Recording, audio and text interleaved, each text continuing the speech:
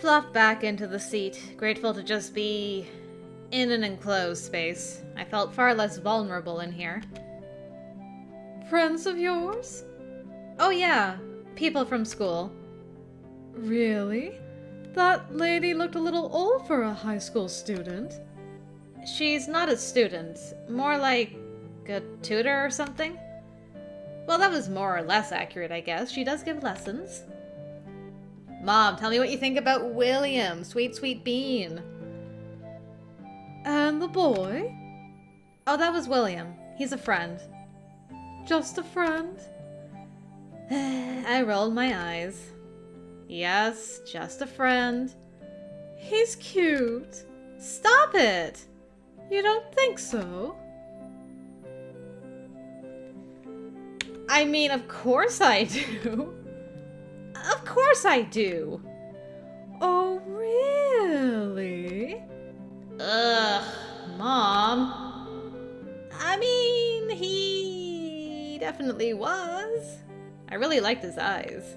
I mean, when he bothered to actually look up from the ground. They were nice. Dang, get roasted, dude. And his smile was nice.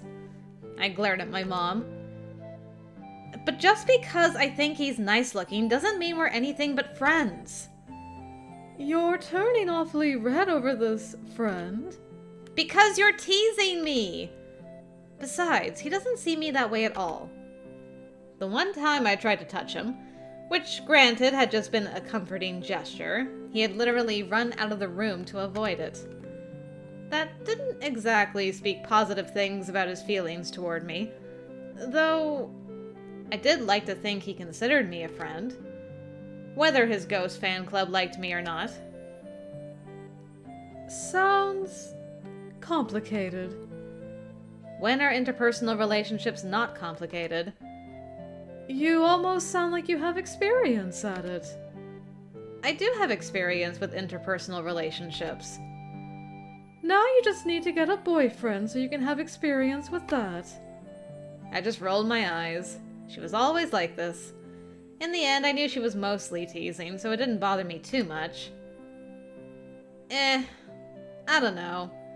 I'm thinking of just staying single forever. Maybe getting a few ferrets? And a cat? I do not approve of you becoming a crazy ferret lady. I said nothing about being crazy, thank you very much. I hope I get to meet William someday.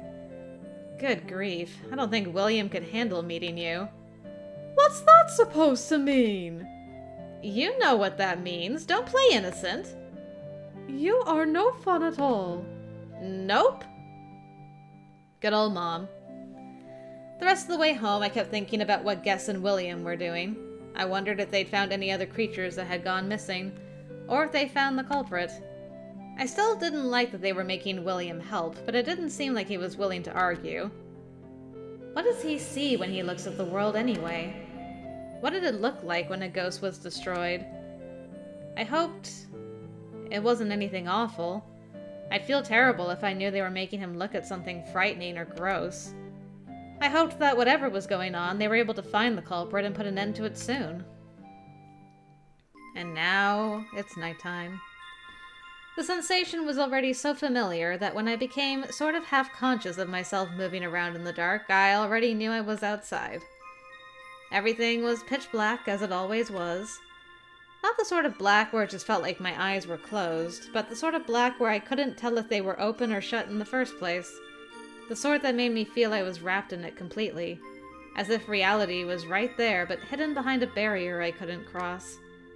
It felt like a prison where I was pushed to the side while someone else controlled my body. And yet I could feel freezing leaves and grass crunching under my bare feet. The barrier of shoes I'd put in front of my door to try to trip myself up if I attempted to escape definitely hadn't worked. I fought to regain control of my body, trying to focus on small movements, moving a hand, a finger.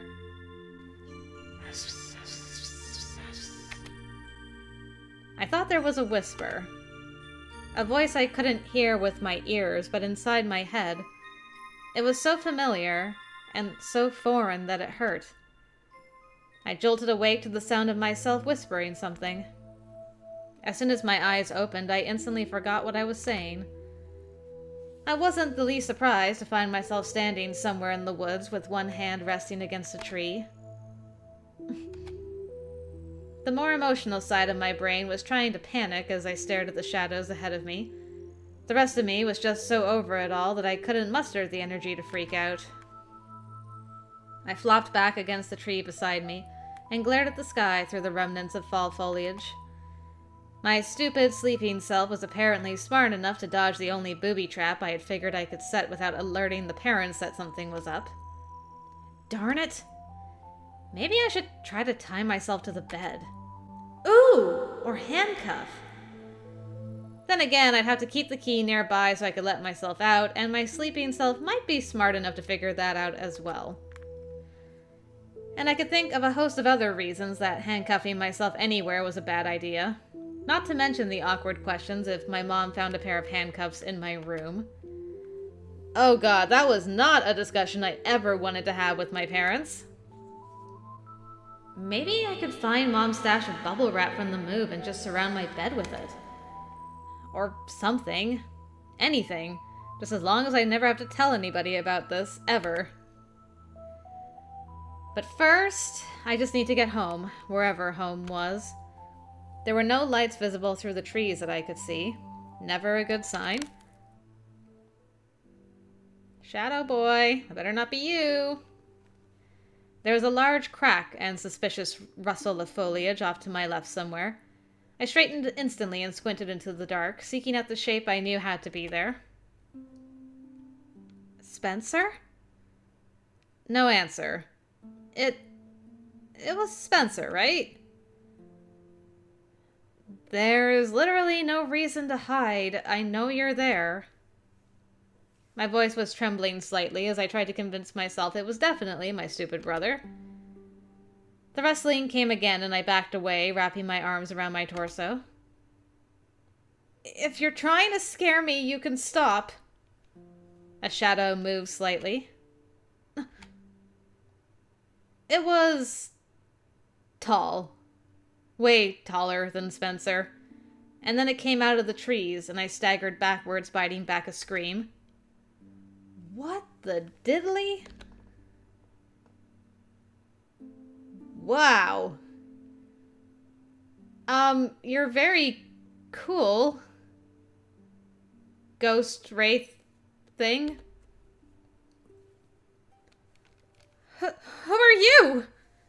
What might have been a better word, because I was certain it wasn't human. It was ghost-like, shrouded in black with a strange glowing face. Shadows seemed to be rolling off it, almost like tentacles or something. It slowly turned its head toward me. Icy fear crept into my gut. You're not with the wild hunt, are you? Oh, Then it rushed toward me, a whirl of black shadows I had no chance to dodge. Even if I wanted to, I was rooted to the spot in terror. My tongue was glued to the roof of my mouth, and I couldn't even let out a squeak, much less the scream that wanted to rip its way out of my throat. The thing struck me, but I didn't fall. I didn't think I did, anyway. Everything just instantly went cold. So cold. Did I die? An icy hand was gripping my heart, squeezing, digging its claws into every part of me. What is this? It was fading. It was all fading. I was being ripped away. The strangled, muffled reality I found myself in during my sleepwalking escapades wasn't like this. This was nothing. Complete nothingness. Right there, waiting to swallow me whole. It was indescribable, that feeling of teetering on the edge of the abyss with someone right behind me ready to push me in. I lost all sensation. It started in my fingers, and the numbness traveled up both arms into my chest. It wrapped around my heart, freezing my ribs, clouding my throat. I couldn't feel anything. Not my tongue, or teeth, or eyes. I might have been falling, or I might have been standing still. I couldn't tell. I just knew I was going to die. This was death, and it was horrifying. And right when I thought I'd go mad or just wink out of existence, something warm wrapped around me in that tiny space inside my mind where I was huddled. A soft voice whispered in my ear with words I didn't understand but felt like I should. Who are you? Someone pulled me back from the darkness. Rule, did you say my butt? There was a flash of gold light, and the icy grip that thing had on me shattered. Someone was speaking firmly, and there was a rush of hot air that I could feel both around me and inside me. I snapped back into my body, and everything was real again. Sensation tingled in my fingers and feet, like ants crawling in my veins. I was alone, curled in a ball on the forest floor, and that creature, whatever it had been, was gone. Okay, decidedly not friendly. I sobbed into the wet leaves, trying to gulp in air like someone who'd forgotten how to breathe. What was that? What was that? Around me, all I could hear were the soft sounds of the forest at night, and I just gripped both arms tightly, digging my nails into my skin as if to assure myself that this was real, that I could feel, that I was real. I wasn't aware someone was next to me until they spoke. Are you okay? What? You are the last person I expected to be here. If you've been able to do magic all this time, I'm calling shenanigans.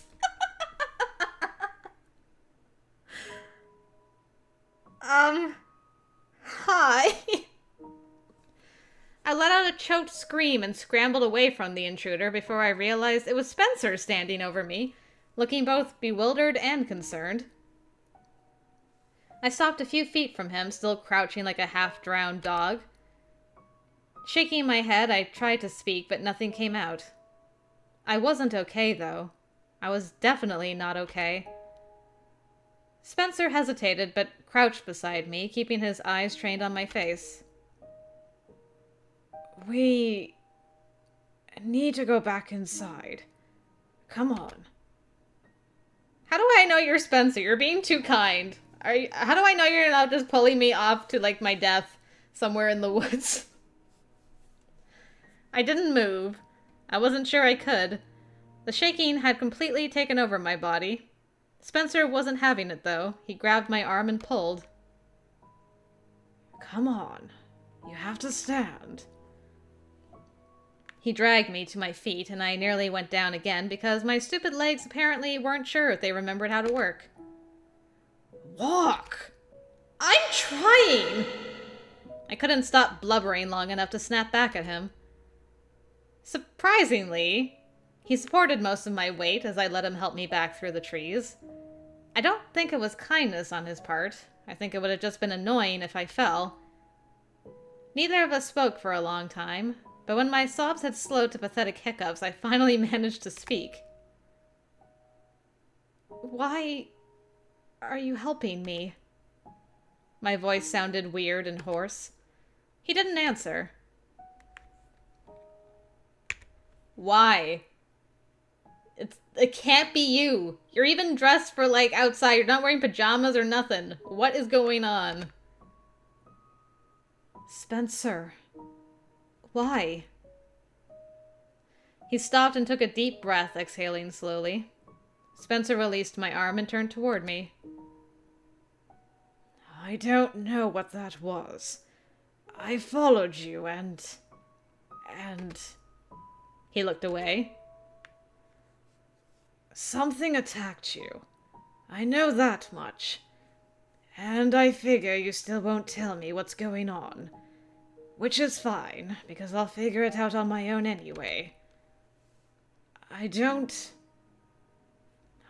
know who you are. And don't think I've forgiven you for what you did back then. But until I get some answers, until I get my sister back, You're not allowed to go anywhere. Okay. I actually do buy that you might be Spencer now, after that. Interesting. So you've been watching... Are you implying you've been watching over her? Because you're like, this is my only bargaining chip to get my real sister back. Interesting. I mean, I'll take it in this case. But what did you see? How clear was that to you? Because, sir, I have a club that you should come to if you could see that in some detail. My throat constricted painfully as I tried to work out how to answer that. I had no idea what most of it even meant. I finally settled for just nodding. Come on. We need to get back. He continued back through the trees, and I followed him because I figured he had a better idea of where we were than I did. We were further from the house than I thought, but even though we were still outside, still vulnerable, the walk back gave me time to calm my nerves a little and think. That thing that attacked me. I hadn't seen anything like that around in town, or anywhere, and I didn't know why it attacked me. But did it even need a reason? For all I knew, it was just some drifter. Something that floated into town and would disappear as quickly. Drifter. I thought about what Guess and the others had said about things washing into town and sometimes feeding on ghosts. Of course, I wasn't a ghost. But was that what that was? Was that something trying to feed on me? Is that what the horrific blackness that felt like it would swallow me was? Would it be able to eat you because technically your soul is separated from your human body? So you're almost ghostly in that sense? Tears sprang to my eyes again as I recalled that sensation. I swallowed them back down, desperate to not go to pieces again. I didn't know. I didn't know what it was or what it tried to do to me, or how I'd survived. What I did know was that this was bad news for me if I couldn't come up with a way to keep myself in my room at night. I couldn't afford to be attacked again. Next time I might... I shuddered and ran my hands up my arms, trying to rub away the goosebumps and shove those thoughts away. I had no idea what was going on, but thinking about it was making me anxious again. Spencer looks a little concerned for you two. I was so relieved when we finally reached the backyard. And again when we got inside. Spencer didn't speak to me again. He didn't ask if I was alright, and he definitely didn't tell me what he saw. You know what? I'll still take it though, man. Thanks. He left me in the kitchen, cleaning my feet off with paper towels so I wouldn't track mud up to my room. It wasn't until he was gone that my legs totally gave out again. I had to sit on the cold tile for nearly 10 minutes, just waiting for the shaking to stop enough for me to walk. I was exhausted by the time I crawled back into bed, but I didn't think I'd be able to sleep at all. I didn't want to. I wrapped myself up tightly and stayed huddled up like a giant fluffy turtle leaning against the headboard. I sat there for what seemed like ages, staring at my half-closed curtains. There was a lot of time to think about what to do next. Terrifying as it was, for all I knew, this sort of attack wasn't even out of the ordinary. Allie had warned me to be careful. Guess and William too. Though if this sort of thing happened a lot, I wasn't sure I'd handle this whole supernatural thing well. In the meantime, all I could think of was texting Allie as soon as possible to get advice. Now, there's an idea. But please explain everything. And I do mean everything. It felt like forever before hints of light started peeking through the curtains, and even longer before I felt it was a reasonable hour to text Allie. Even then, it was still pretty early. But this couldn't wait. I grabbed my phone and quickly typed out a message to her. I leaned my head back against the wall and shut my eyes as I waited for a response. So tired. I listened to the sound of the central air kicking on. The thrum vibrated through the wall and lulled me half to sleep. Darkness moved in as I started to give in and drift off. No! I jerked wide awake and sat there, heart thumping uncomfortably. Ugh. That feeling of fading into nothing. I buried my face in my hands as I started shivering uncontrollably again. It had been nearly half an hour since I texted Allie, but no response. I bit my lip to keep the tears back. Just when I was getting ready to text her again, my phone chimed. I quickly picked it up and looked at the screen. Hey, just got this. Was in an area with no reception. No reception? I frowned slightly. Where are you this early in the morning? Ugh, no comment. Work? Yeah. Damn it. So she was busy. With only a week left to Samhain, I shouldn't be surprised, but I needed her. Everything okay? I thought about how to answer that. I mean, it's not okay. No, it's not okay. Like, I want to... Everything... I'm definitely not doing everything is fine, for sure. I'm hesitating on the it's not okay, even though I want to smash that into oblivion. Because if she's been awake all night, she might not be in the best headspace to help me right now. And I'm like, can you talk? She might be like, yeah, give me an hour. I just need to, like, shower and refocus. And when I come to pick you up, we can chat. Instead of her, like, rushing over in a panic, like, Nora, what the heck's happening? So, I'm gonna go, can you talk? You know, BFF, I need you. Can you talk? I waited for a response, but it was slow in coming. Finally, my phone chimed again. Sorry, bad reception. Lots going on. Can I call you later? It's okay. We can talk tomorrow. You sure? Don't stress. Focus on what you're doing. I'll be fine. I regret my decision. I should have been, no, I need... Although, probably what would have happened is Allie couldn't have gotten away. She would have just panicked the entire time. Probably got herself killed because she wasn't focusing on her job.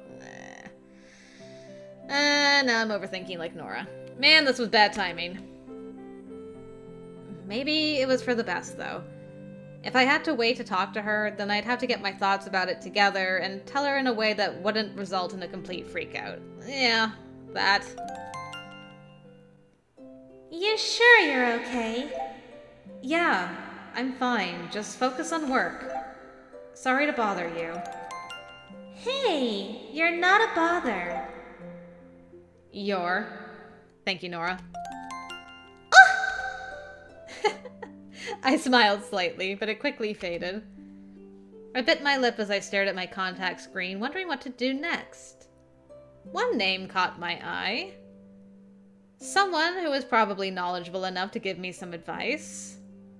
But he might be busy too. They could have him out looking for missing ghosts again. I didn't want to bother him, but he'd said I could go to him for help, and I felt that he probably wouldn't pressure me into talking to anyone I wasn't ready to talk to, so it might be a good compromise. I typed in the text and hit send. A few minutes later, my phone chimed. What is your profile pic? Aw, it's just your face. Who was the one who had, like, the great... Well, Dad's is still the best. Hands down. Freaking love Dad. And then Core is, like, number 2 for best profile pics. I'm here. Can you meet somewhere to talk? I wasn't sure he would, with his ghost entourage and the way he avoided talking outside the club room and things. But he had been out with guests the day before, and he'd also spent a little while talking to me then with no incidents. Of course, there was the chance guests could keep his ghost in line or something. Ugh. Where? I breathed a sigh of relief. You live in Raven's Blade, yeah? Yes. Bridge? I will be there in about 10 minutes. Okay. I got up and quickly threw together an outfit. I didn't even bother checking the mirror. I knew I looked awful, and I just couldn't worry about that at the moment. I went downstairs quickly and scrawled a quick note to let Mom know I'd be gone for a while. It was still distressingly early when I let myself out. This time of day sucks. I shoved my hands in my pockets and started down the driveway. I didn't know why I'd chosen the bridge of all places. Last time I'd been down there, it hadn't gone well for me, what with the Spriggan and all. But it was an easy landmark, and it was far enough from the house I wouldn't have to worry about family seeing. Unless Spencer follows me again. And that was something else to worry about. I hadn't really let myself think about it last night. He said he'd seen the attack, but what did that mean? What did he see? I had been kind of out of it, but I remembered what else he said. That he didn't know who I was. That he wanted his real sister back. What did that even mean? And what would it mean for him that he'd seen that? I didn't even know. And that was definitely something I was going to have to tell Allie about soon. I stopped about halfway to the bridge, staring off into the trees on the wooded side. In the daylight, the attack felt so faint and far away, almost like a dream. But if I closed my eyes, I could still feel that freezing darkness closing in on me. Ugh, dang it. How had I gotten to this point? A few weeks ago, I was just a normal girl who knew nothing about this stuff. And now I was getting attacked in the forest at night by some kind of creepy ghost thing. How did my reality change so fast? Nora? William. He was just behind me, watching me with a worried look on his face. Hey. Hi. Sorry to call you out so early. Don't apologize. It seemed urgent. Well, it is. A little. I rubbed my neck. This is a little awkward to just come out and ask, but is it going to be okay to talk for a while? I mean, we're not going to make anyone mad. Nothing happened yesterday, but Guess was around and just... I didn't think I could handle any more angry ghosts at the moment.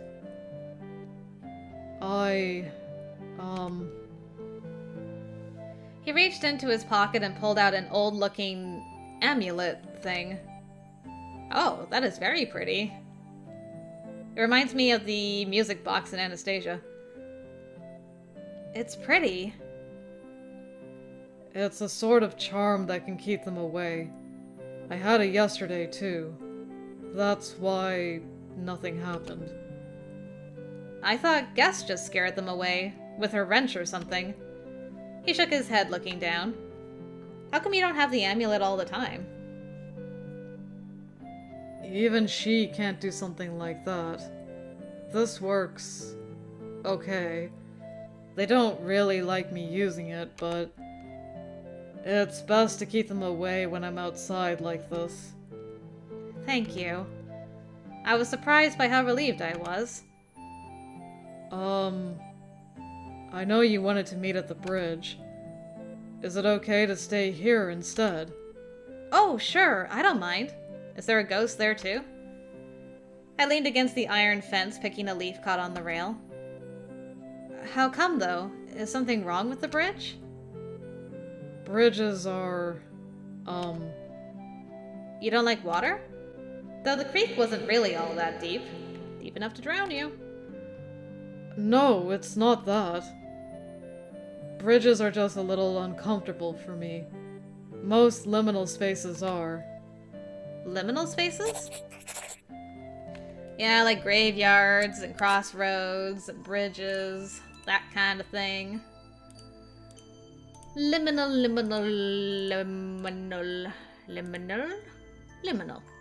A liminal space is an empty place that doesn't exist for its own sake. It's just a place where other things pass through, but nothing stops for long.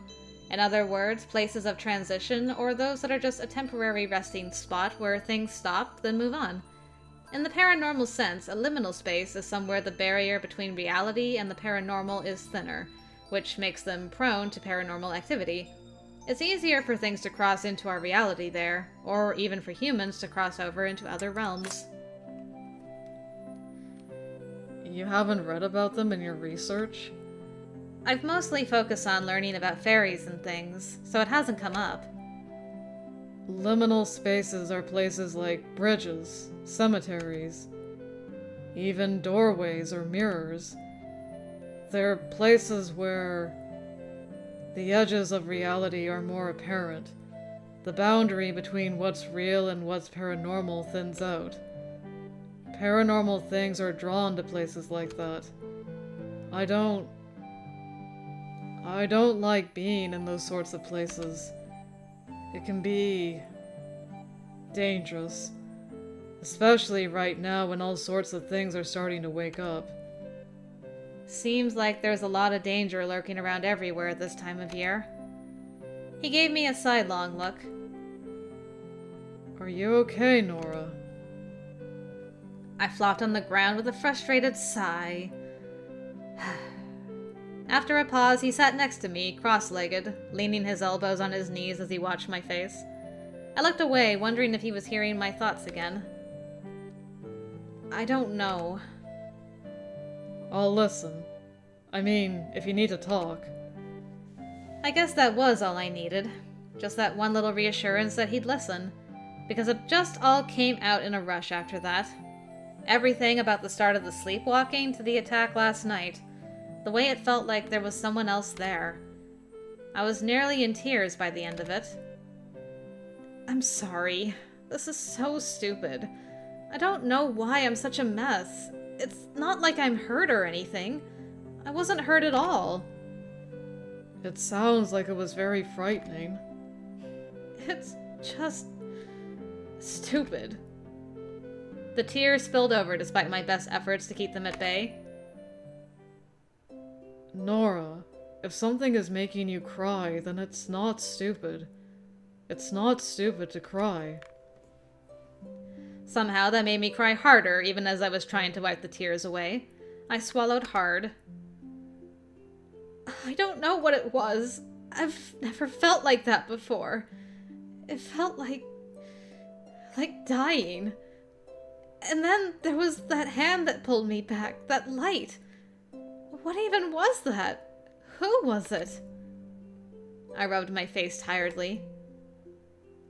We should tell Gus and Velos. Yes, please. It's time. Why do you have to add the but? Girl. I was thinking that too, but I'm just worried about telling them about the sleepwalking. I haven't mentioned it to anyone, really. Not even Allie? Not the whole story, no. But you were okay telling me. I didn't think you'd tell anyone, and I needed to talk to someone about it. I felt like I could trust you. Like you wouldn't freak out or panic. Allie would definitely panic. I don't think the others will freak out. Not the way you're imagining. They deal with things like this a lot. It's their job. I know, but it's just... I don't know them. I don't know anything about this agency and what they do. Something else is bothering you, right? I shot him a furtive glance, wondering if I was already shouting things at him again. Well, Spencer saw it. All of it. He helped me get back to the house. That's your brother, isn't it? I nodded.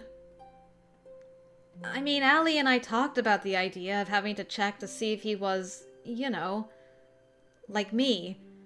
And I've told her that he has been more suspicious of me than ever. But she mentioned something about Velos erasing his memories, and I worry. I mean, I'm worried about him. He's been through a lot. I don't want them messing with his head. And it's the first time he reached out to me in a long time. Even if his motivation was kind of a bit weird. I don't want that erased. I understand. I wasn't sure I understood it myself, really. It was just a moment of closeness. I didn't want to be the only one who remembered that Spencer had helped me. I think you should tell Allie first. She knows your brother better than I do, so I think she'll have some advice. I wanted to tell her today, but when I texted her, she was apparently out somewhere doing work for the agency. There's no way to explain all this over the phone. William pulled his knees up to his chest and picked at one of his shoelaces. Why does it seem like you are surprised your brother helped you? I know the two of you aren't close, but... I mean, he just flat out hates me. At least, he acts like he does most of the time. Even if he saw me being attacked, I guess it seems like he'd just watch me suffer and be glad. That's how it feels, anyway. He tipped his head and looked at the sky through the trees. I studied his profile quietly. He had such a gentle, sad look on his face as he spoke. I don't know what he's really like, but I think people are really complicated. People can act like they hate you, then turn around and help you. And people who are supposed to love you can hurt you deeper than anyone else. Ain't that the truth? Sometimes people we care about are battling their own demons, fighting battles inside every day. And if we get caught in the crossfire, we end up getting hurt as well. I didn't know which would be worse. Inner demons you couldn't tell anyone else about? Or real ones that ambushed you in the woods at night? You sound like you have experience with getting caught in the crossfire. I've seen it happen to others a lot. I mean, everyone has a lot of scars from that kind of thing. Not the kind you can see with your eyes, but the kind I can feel if I get close enough. I just want him to stop having to go through frightening things because of me. Ugh. I stood and stretched, trying to shake off that feeling of hopelessness. William stood as well, leaning against the iron fence. Thank you for coming out here to talk to me. No, I should thank you for calling me. I was glad to get out of the house for a while. Something about the way he said that. Is everything okay with you? I mean, I've been blathering on about myself. Are you okay? He looked at me with that customary sadness creeping into his features, but quickly looked away, biting his lip. Is something going on at home? I wondered if it had to do with his mother's death. He gave me a startled look, and I realized I'd probably projected that. Sorry! You don't have to tell me, but if something's bothering you, I'll listen. I don't mind. I mean, you listen to me, after all. It is just tense at home right now. You aren't wrong about it being related to my mother. I'm sure that kind of thing is hard on everyone. It is. And my father is here, in town, for the memorial. He's currently working out of state, so he doesn't visit much. I live with my grandparents. Ah, I didn't realize that. I thought about moving in with my grandparents a few times, especially right after we moved. Things with Spencer weren't great, and I hated the city. Sometimes I thought it would be easier to move in with them and come back here. I've lived with my grandparents since I was very young. With what he'd said about his mother, and now this revelation, it definitely had me thinking his home life was pretty complicated. That had to be tough to deal with on top of everything else. Remember how I said my mother was in the hospital? How I said I didn't know her well? Yeah, you mentioned she had been in the hospital for a long time. When I was very young, there was a time my father was on a business trip, and my mother set the house on fire with us inside. Holy crap. What? I just stared at him, too stunned to speak. We both survived, obviously, but she was hoping we wouldn't. She was burned badly and nearly died. I also... From the smoke inhalation, I was in bad shape. They said it was a miracle either of us lived through it. I'm so sorry. That's awful. How could a mother do something like that to her child? William closed his eyes, sighing softly. It must have been painful to talk about it, but he didn't stop. Can't believe he's sharing this with us. My mother was also an Esper. Not as strong as me, but enough that they could see her.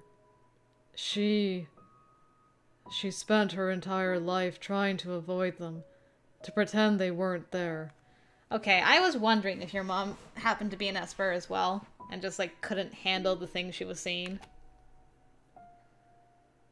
I think when she found out I could see them, it hurt her a lot. She used to talk a lot about a family curse and how she didn't want a cursed child. I think she always hoped she could escape them by getting away from her family. When I was born, I shattered that illusion. I saw all the things she tried to ignore. They were drawn to me. They clouded the house to the point she couldn't ignore them anymore. They were possessive and angry. If my parents even touched me, they would get angry and throw things around the house. And when my telekinesis developed and I couldn't control it well, everything got worse. Oy. Man, talk about a avalanche, just a snowballing of one problem after another. My father was away a lot. I think he stayed away because it was easier than being at home. So my mother had to cope with it alone. And after a while it was too much for her, so she just broke. To her, I guess I was a monster. One she had to get rid of in any way possible. My grandparents never forgave her. And they never forgave my father for the way he stays away. Now that he's here, it's just... Everyone is very angry at home right now. It's hard to be there. Oh, I've been wanting to hug this boy for so long. Is it time? I don't want to just say nothing. But last time I, just touched him, he freaked out.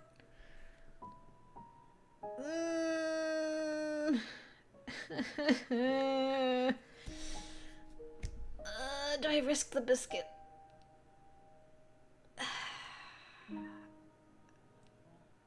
I'm gonna risk the biscuit. William, I'm sorry if I freak you out. Without thinking, I reached out and pulled William into a tight hug, and I'm never letting him go. I'm gonna protect him forever. He went completely stiff as soon as my arms went around him, but I didn't let go. And this time, he didn't move away. Yay! That just wasn't okay. None of that was okay. Not what his mother did, not the way his father avoided him. Are you living with your mom's parents? Like that set of grandparents, by the by? And not everyone being angry to the point it made him uncomfortable. None of it. You're not a monster. I hope you've realized that by now. No matter what she may have thought or why she thought it, you're not a monster. I squeezed him tighter. William slowly relaxed. Yay! And then, to my surprise, I felt his arms cautiously creeping around me, too. Awkwardly, as if he wasn't sure it was okay. Hey, I didn't know if it was okay either. Or as if he just wasn't used to being able to hug someone. Maybe because his little spirit entourage usually pitched a fit about it. But they weren't around right now, and I didn't care anyway. Oh, my heart. This is the first one. I'm gonna ugly cry. This boy! Pat his head. Stroke his head. Just hold him forever. I'm gonna just, stare at this forever. And then William was hugging me tightly, almost clinging to me like a drowned man trying to stay afloat. I hugged him back just as fiercely, wanting to really make this moment count. I had a single night of fear to deal with, but William had a lifetime of it. I had a brother who was a jerk to me, but he had a mother who tried to kill him. I was sitting here wanting him to comfort me, but he needed it more. I hope you know you're one of the kindest people I've ever met. Nora. His voice was muffled against my arm, and I squeezed him together as if that would somehow get rid of all the ugliness he'd had to deal with. I finally pulled away and brushed his hair from his face. His cheeks were a little red and his eyes wet. I smiled at him. I love you so much. You deserve the world, sweet boy.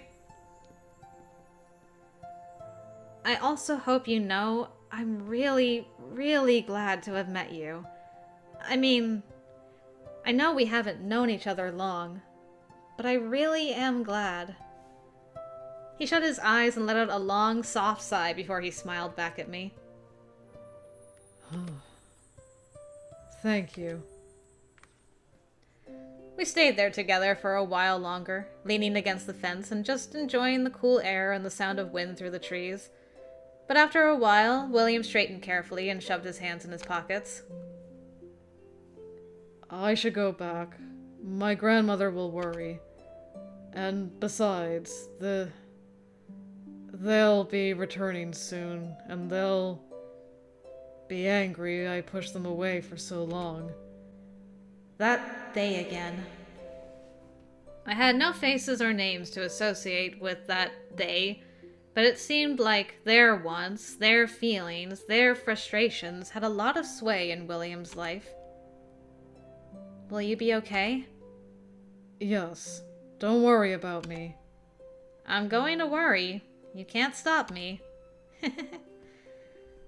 William reached toward me, but hesitated as if fighting some kind of internal battle. One side finally seemed to win out, and he carefully brushed my hair away from my face. Oh. Thank you for listening to me today. That's my line. I really appreciate it. I feel a lot better now. I mean, still scared, but it doesn't feel quite as dire now. I feel like you listen to me more than I listen to you. No, I really appreciate you telling me your story. I know someone we can talk to about the sleepwalking. She might know what to do to keep you in your room. But I think we should tell Gus, too. Tomorrow, after school. Are you gonna introduce me to Shelley this time? Okay. I'm a bit nervous about that, but okay. What will you do tonight, though? If you go outside again? I just won't sleep, I guess. You can't stay awake forever. I'll sleep a lot today so it's easier to stay up tonight. And hopefully by tomorrow night I'll have some kind of solution. If it's okay with you, I'll check in with you later. Yeah, that's fine. Take care, Nora. Thanks for coming out here. Really. He shot me a sweet smile before he started back up the path. Ah, you're too precious! I knew I should be getting back too. Mom would probably be texting me if I didn't show up soon. I shoved my hands in my pockets and started back to the house feeling somewhat better, but still pretty apprehensive for nightfall. I would just have to wait it out and hope for the best.